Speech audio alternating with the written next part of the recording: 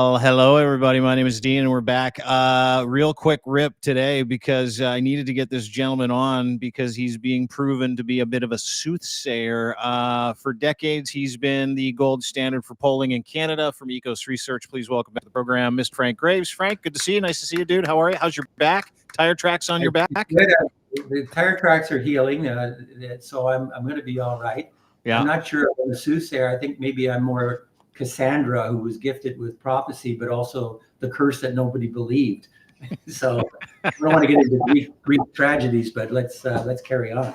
Yeah, no, I don't mind a good Greek tragedy. I'm a big fan of philosophy, Roman history, Greek history, but we'll leave that at the door because you have been, some people call you an outlier for the past few weeks, polling being what it is. Several different polls in Canada, whether it's Main Street, Nanos, Abacus, Angus Reid, yourself. There's about 5 major pollsters. You're one of the top 3 guys, have been for decades in this country. And as we know, you've been taking some heat. Was the reference to the tire tracks on your back a couple of weeks ago. You put out some stats that basically said, hey, the Conservative lead, which was then 26, 27, 28 points over Trudeau's Liberals just prior to or just after Justin Trudeau took a walk. Now they're having this leadership debate. You said, hey, there's big movement here.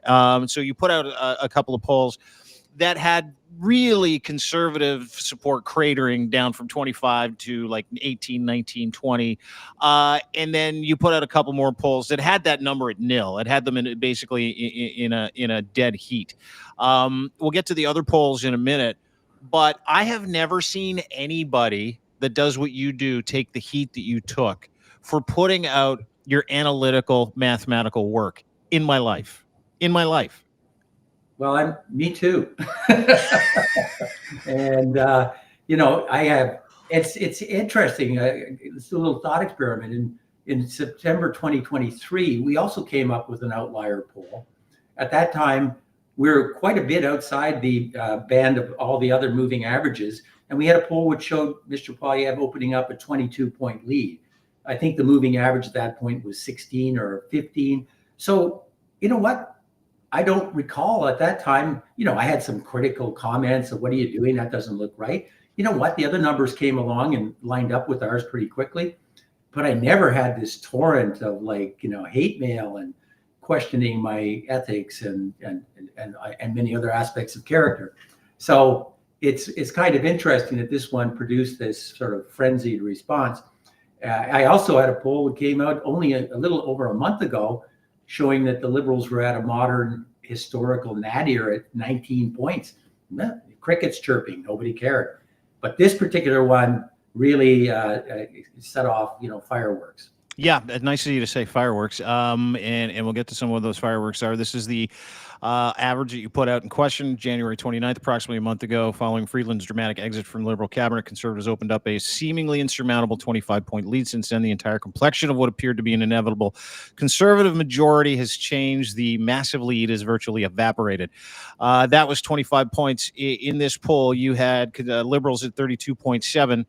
They were at 19, so they made up a good 13 points there, and losing significant ground, 35.7.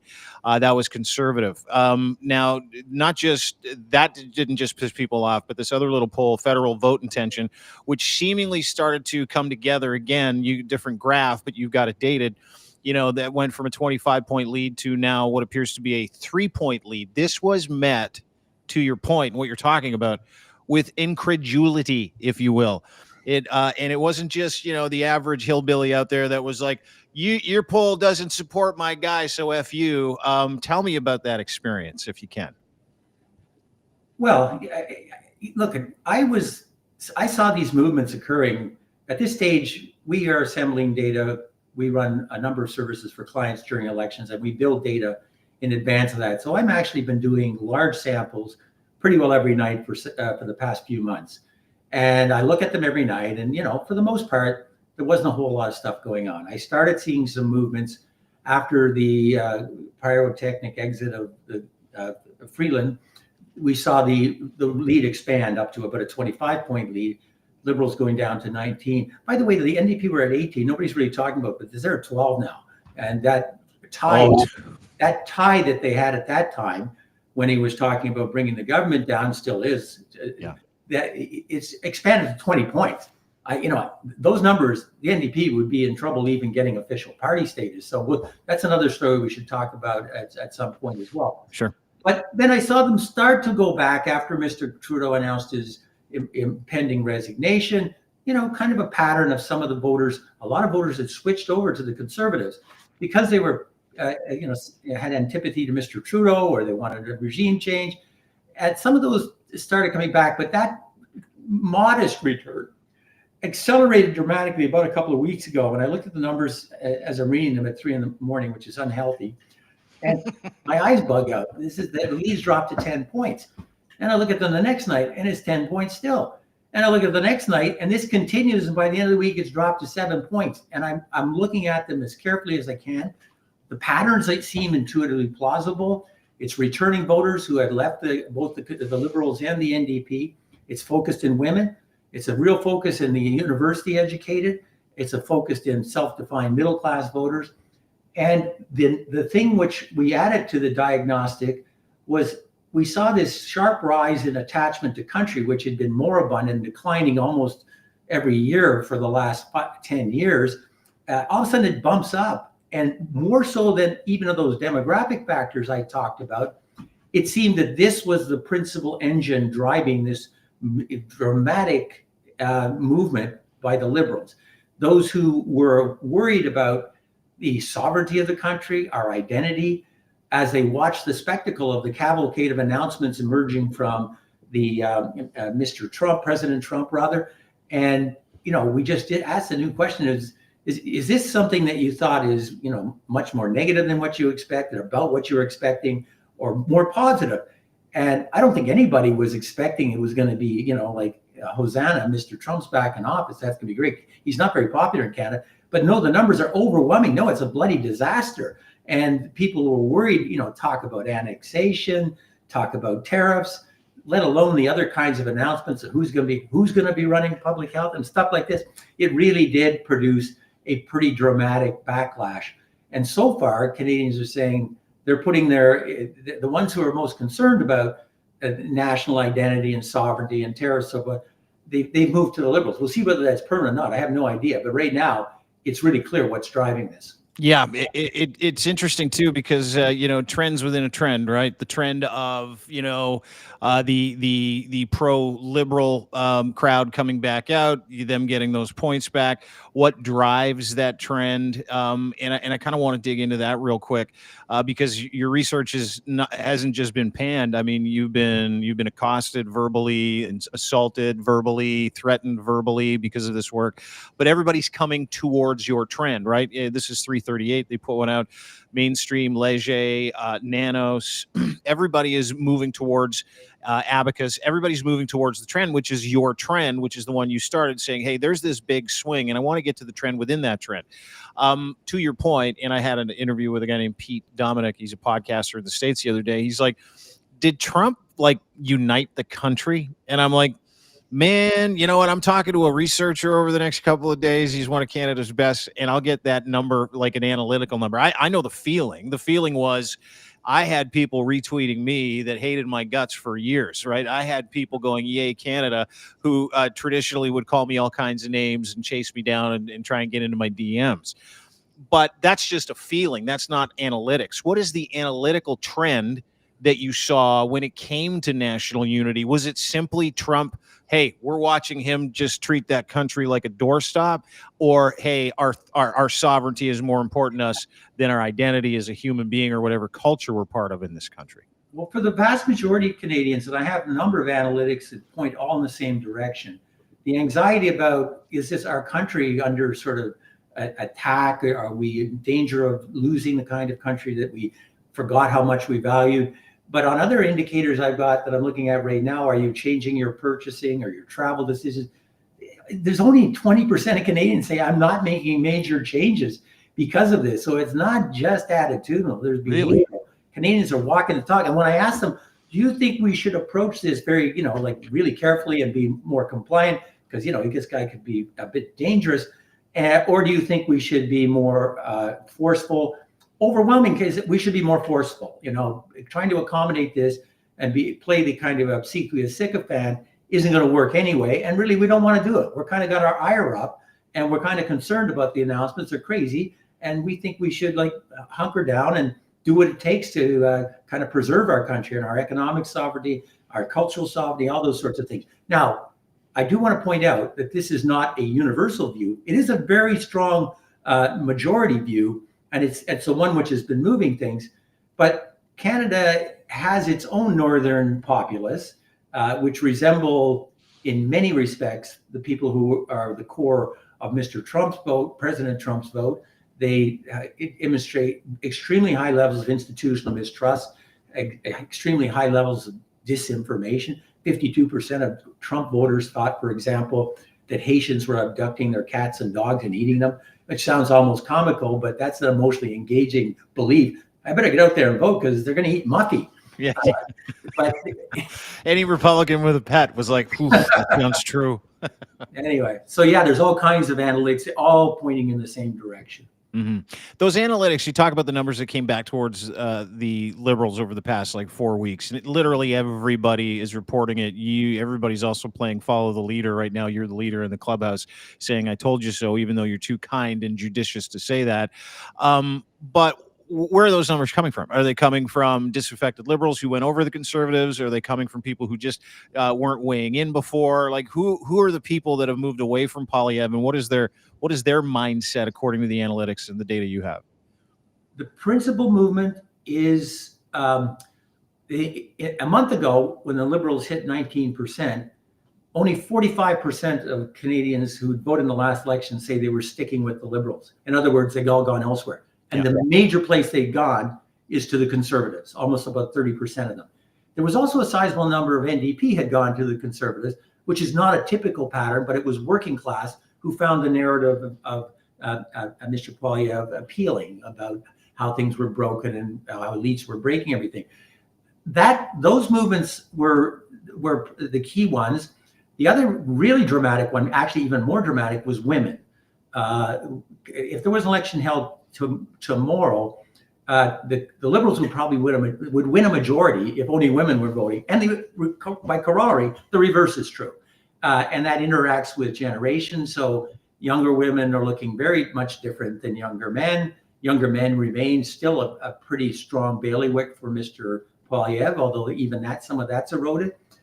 They've also recaptured university voters, which was not, Mr. Poilievre had a lead with that group, and self-defined middle class. So a familiar pattern of voters who had shifted. And again, stressing the point that about 25% of all voters resemble, in many respects, the kind of populist base that Mr. Trump has in the States. It's a smaller number than in Canada, but it's a significant, not a fringe. And but they were joined by a group who didn't share mistrust. They weren't climate deniers. They didn't like the Freedom Convoy. That they were there for other reasons: fatigue with Mr. Trudeau, antipathy to his style, and a desire to change, and also maybe seeing some economic advantage in changing horses. A lot of those are the ones who are coming back because they're having a harder look right now. First of all, we have new leaders coming, Mr. Carney, Ms. Freeland, and also they're having a harder look at, I think, Mr. Poilievre, and thinking, well, it's really not going to be about a carbon tax, and the narrative now seems to fall a little short of what's really on my mind right now, which is how do we strengthen Canada from this existential threat that seems to be emerging from our neighbors and previous friends from the South, who will become our friends again, by the way. Mm-hmm. Yeah, there's a difference between MAG Americans, which is largely what makes up who's running that country now, and Americans, real patriots, right? Same way that, I can tell the difference between a Canadian patriot and someone who just has the name patriot in their bio and then goes to Ottawa and camps out for 3 weeks trying to hang the government. Like, there's very different versions of patriotism. Yeah. Oh, and that's another interesting feature. I think that Canadians, sort of part of the malaise that we had with the open majority, is they felt that our sense of country, our national symbols had really been surrendered, and concepts like freedom, which had never been an ideological value but a top value in Canada for the last 30 years, had eroded and had become appropriated as a value more for the right side of the spectrum. The flag was being used, flowing upside down in other ways, as part of that that other type of nationalism, which sort of was associated with the Freedom Convoy and that movement. So I think this has been a lot of the Canadians reclaiming a sense of national passion and identity and flag and so forth. And we're seeing that very strongly in the numbers. So I think that's a surprising and very interesting and politically important shift that is reshaping the political landscape in ways that I couldn't have imagined a month ago. Have you seen a shift like this in this short a time period in your time polling where, someone's out to a 25-point lead and that basically evaporates in 2 weeks? I have. It's very rare. The times that I can recall a similar movement were in the early stages of the 2011 election, and we called this, before anybody else, the orange wave. I was seeing also the numbers are doubling in Quebec each poll I'm doing. This is Jack Layton? Jack Layton's time. Yeah. That's one. And it ended up with them going from 37 to 101, frankly, useless seats in a majority government. Now, the other time was an even sharper, shorter movement, was in the 2006 election where Mr. Martin was ahead, and Zaccadelli announced an investigation in the middle of the campaign of the income trust fund. The numbers cratered literally in 48 hours. And we knew right away, oh boy, that's going to cost Mr. Martin his election. So but that's very rare for those kinds of things to go. We did see very significant movements in the 2015 election after Mr. Mulcair announced his commitment to a balanced budget, which was really not on the minds of anybody who wanted to vote for him or the Liberals.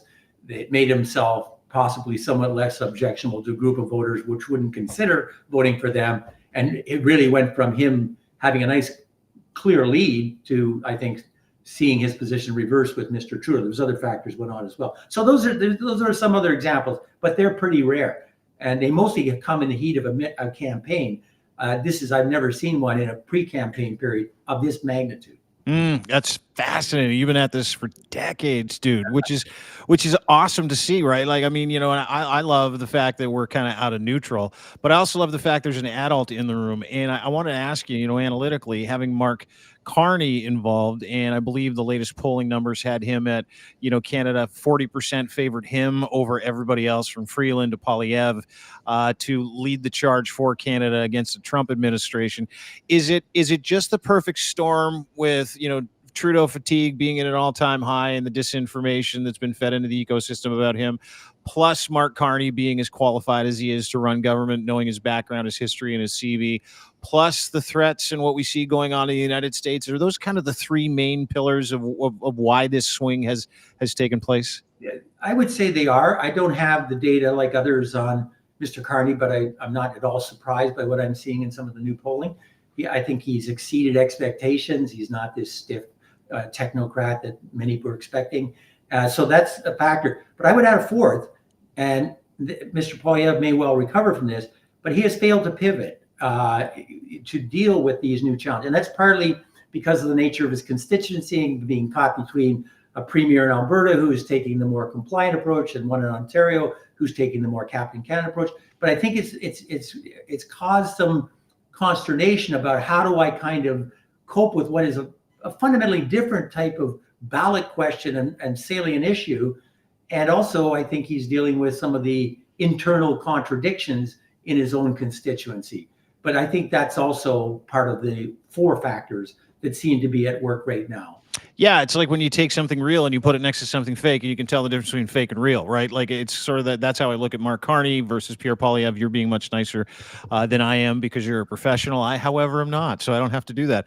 But the thing that strikes me, which I find very interesting, going back to the pivot, is not just a report, but a couple of conversations I've had with people who are in the Conservative Party or work within the Conservative Party. Apparently, there's not just a pivot coming. There's lots of infighting about some of the gains that they've lost, some of the room that they thought they had to move, which now they don't. So trying to come up with a pivot, right, would dictate that the polls are pretty friggin' real. Like, like what you're seeing in the trends and the decline with these guys saying, hey, we gotta get out of this carbon tax bullshit, because both the people that are coming in on the liberal side who may ascend to the prime minister's office are saying we're going to get rid of the consumer version of the carbon tax. So that's no longer an issue. But it just seems like out of touch, out of mind. And I don't know if you're hearing the same things, is that, they've been riding the same horse for so long, they can't get off it. Well, it's tough when you've had and I think Mr. Poilievre has run a very disciplined and effective campaign for the last couple of years. Whether I have concerns about where it's going and leading us, that's another issue, but it's worked very well. And so it's difficult to, surrender a strategy which has seen you propelled to like almost, in some polls, almost had them up at 50 points. On the other hand, it's also pretty clear, like, I think most of the difference between me and my colleagues who are polling in Canada is the differences are they're not polling as frequently as I am. So there's a bit of a lag effect. And I think most of them are going to catch up and find the same results, which is what that everyone kind of converging on that axis with me sort of used to be out all by myself out on that limb. So that's, which I think is pretty remarkable. But the other thing is, I'm pretty sure, look, the Conservatives are awash with funds. They fundraise tremendously well. And I'm sure they're doing nightly polling of very high quality, and they're seeing what I'm seeing, because basically that's what'll come out. It's not magic. If you do the polling properly, it's intersubjectively repeatable, you'll get the same results. And so I don't think a party who is still, seeing, like, for example, as some claim, a 20-odd point lead is going to kind of be announcing a fundamental reboot of their framing of their brand and so forth. You don't do that when you're up 20 points. You do that when you're really quite concerned. And I think also that if there is internal fighting, and I have no idea, but that would also be something that would be expected when all of a sudden it looked like you were going to be sipping beer going to the finish line for a majority. And oh my God, we might not have a majority. We might not even win the next election. That's got to be quite a bracing shift in outlook. I like how you put that, a bracing shift in outlook. That's a pants shitting perspective is what we call that where I'm from, Frank, is what that is. Listen, I needed to get you on because I had to talk to you about this, and I know you got to run. I know you're kind of clammed for time.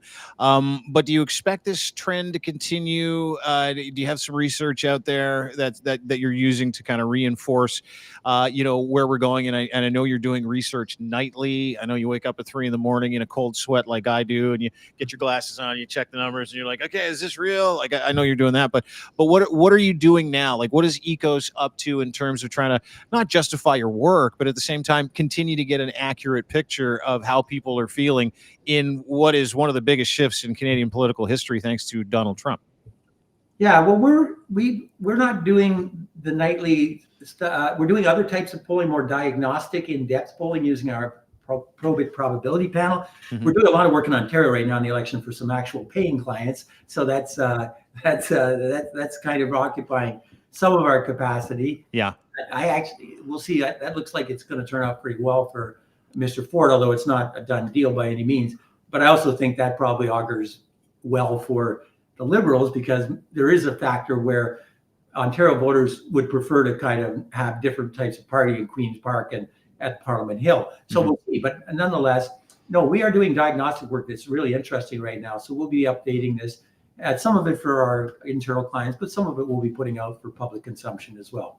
All right. Well, I'll get a nice strong suit of armor to put on to protect me from all those tire tracks and so forth. But yeah, they can get rather fatiguing, to be blunt. People get a little angry. This made me laugh before I let you go. Polling, put something out. Polling Canada, put something out. Ontario federal polling. Ontario and Quebec will carry basically the election, which we all know. Liberals now at 43%, Conservatives at 39%. It shows the enormous losses that the Conservative have maintained. But at the bottom, someone put, and this is why I brought the tweet out, I'm not supporting you anymore. I'm pulling my sub and donations from Polling Canada while you continue to run mainstream and EKOS. Okay. There you go. I have all kinds of people write me much, much more colorful, vile notes. And they say, and I'm not going to listen to you. I'm going to not listen to you. Oh, geez, I'm not going to be able to sleep tonight. Yeah, well, I wonder how you Don't listen more quickly and frequently. Get off my feed. you know, there's people that think I'm running like you have run a hotline show in the past. Sure. I'm not, and I'm No. not a public service. I am not a hotline show. You know, I'm not there as a pinata for you to express all your stupidity and anger. So please, if you don't want to listen to me, then feel free, but just leave me alone. Well, I appreciated the ignorance in that reply to the polling question. It was like, you run these two guys. I just don't like those polling companies. And I'm like, dude, everybody says the same thing at the end of every single cycle almost, right? Like it does. And it blew my mind, the ignorance that exists. And I've watched you go through it. And I can tell you this, you're awesome. I love anybody that stands next to their work. You stand next to it, and you are out on a limb for a couple of weeks, and then watching everybody come back to you with their latent research going, yeah, Frank's onto something. I mean, you even had some Toronto Sun reporters going, looks like Frank was right.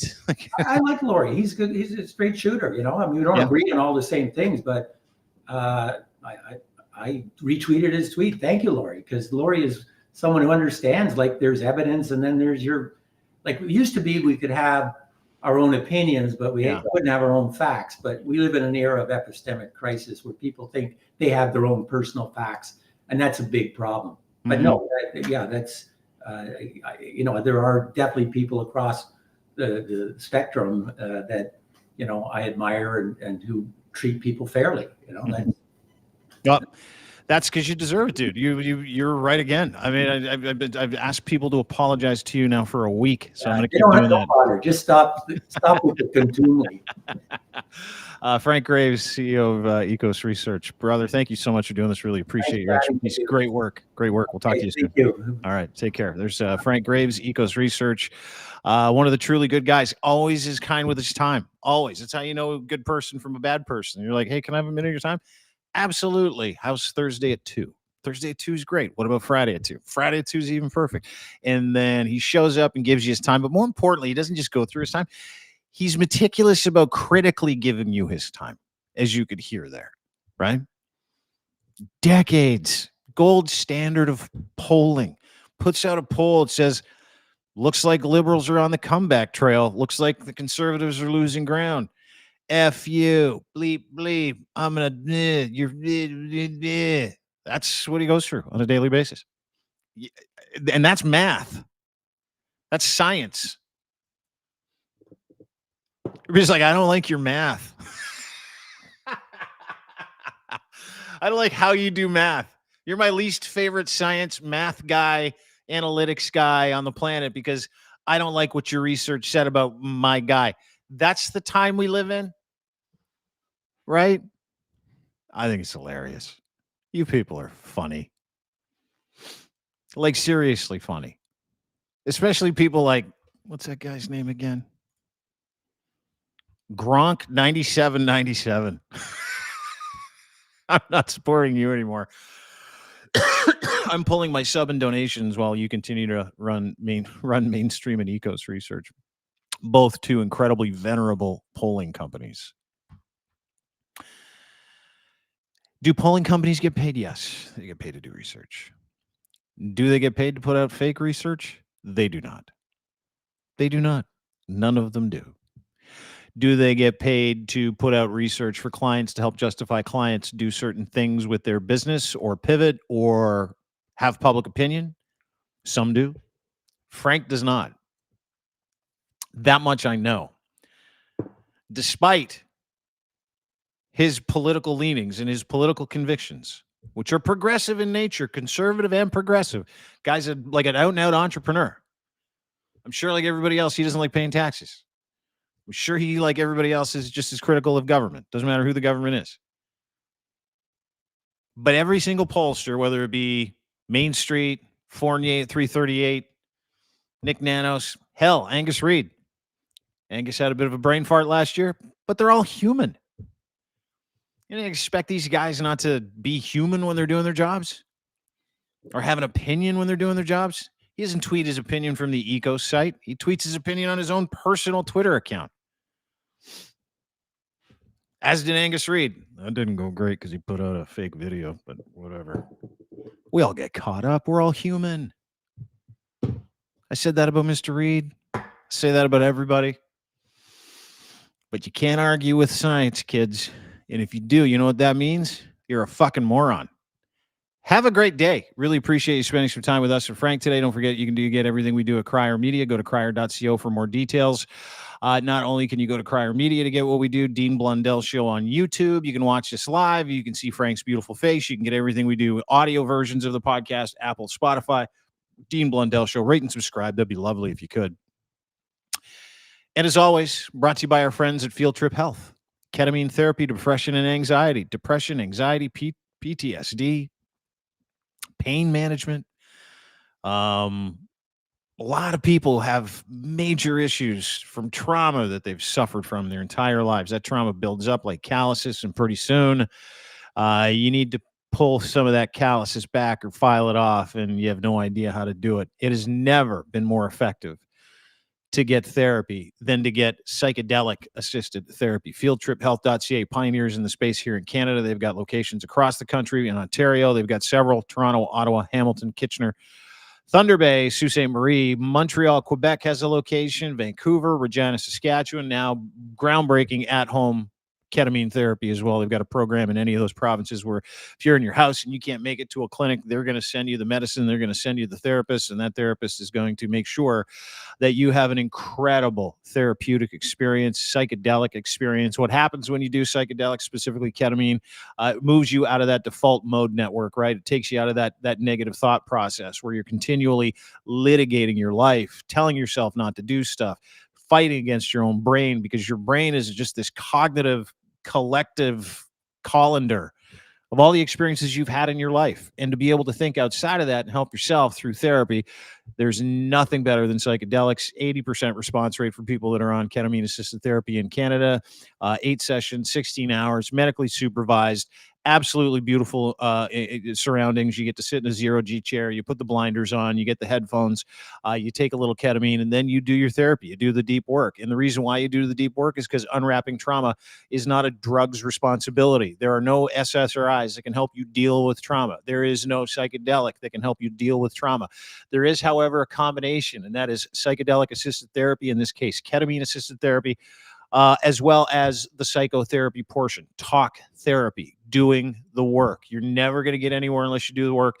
Fieldtriphealth.ca makes it free and much, much easier for you to get underneath those things that have caused so many stresses in your life, so many pathologies, whether it's depression, anxiety, PTSD, chronic pain. The list goes on and on and on. Their services are online, as is your ability to book online with them. Why psychedelics? What is ketamine? What is ketamine-assisted psychotherapy? Huge learning curve, which is all on their website, fieldtriphealth.ca. You can book your discovery goal there. You can take your quiz there as well, 90 seconds to see if you're up for it, see if it's up for you, see if it's right for you. And then you get a free phone call from a nurse practitioner who can walk you through the actual experience. But please, if you're struggling, go and see my friends at Field Trip Health, fieldtriphealth.ca. Book your discovery call today. Have a great day, everybody. Appreciate you being part of the show. Thanks so much for spending some time with us. We'll see you very soon.